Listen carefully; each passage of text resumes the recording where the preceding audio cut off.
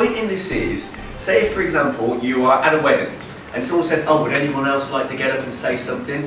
And you really want to, but you can't think of anything. And afterwards, you're sort of kicking yourself, thinking, oh, why didn't I get up and say that? Or you're about to start a talk, and you wait for people to arrive in the hall, so you want to have a chat with the audience and warm them up. What do you talk about? Or you're delivering a presentation, and as we've had here, your technology completely goes balls up. So what do you talk about in that time while you're waiting for things to start? So what I want to do, we're going to do a bit of an exercise. We've got about 13 and a half minutes now, and I want to do an exercise that helps us with thinking on our feet in the same way that Table Topics does. But remember, with Table Topics, you only get 4 or 5 people up there at the most. This is going to be all of us doing it, all right? Now, do you remember Pass the Parcel? Or Pass the Parcel if you're from London.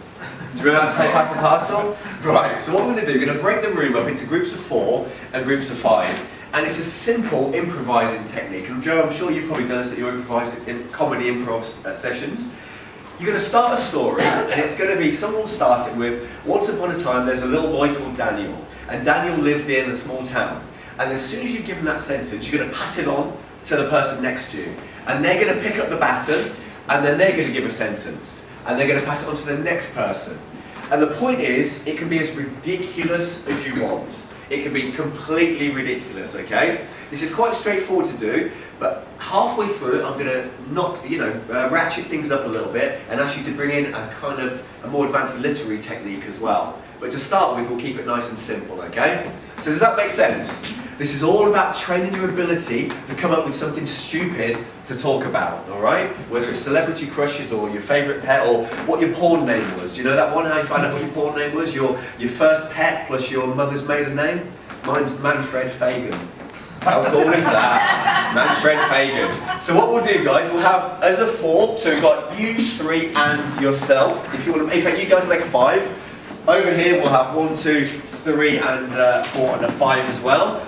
And if us guys at the back make a 5 as well. So if you sort of flip your chairs around as you all facing each other.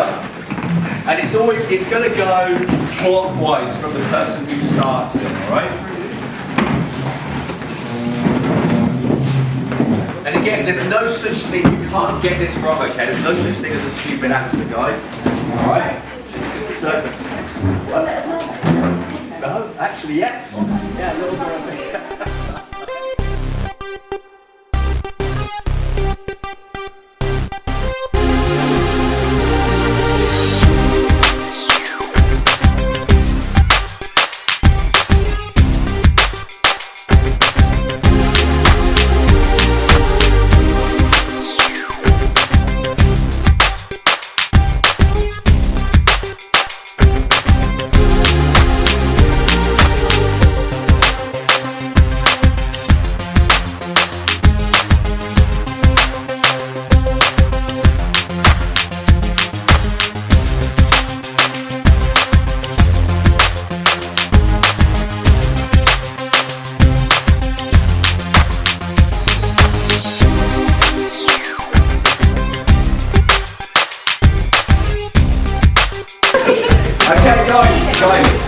So the point in that was, it was just to get everyone thinking about stupid stuff and just thinking on your feet.